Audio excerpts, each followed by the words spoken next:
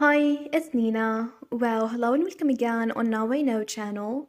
And today's video we're gonna talk about how to limit people who can call you on Telegram. So let's get started.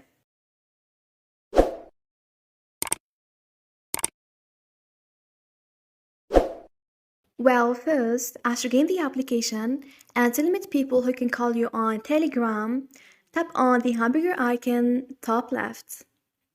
Then tap on settings. After that, tap on the second option or privacy and security.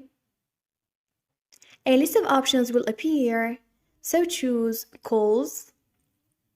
As you see here, by default, everyone can call you. Now to limit people who can call you, choose nobody.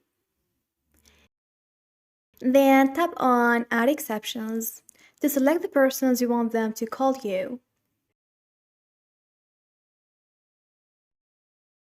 Now tap on the Nike symbol and like that, no one can call you except these two users.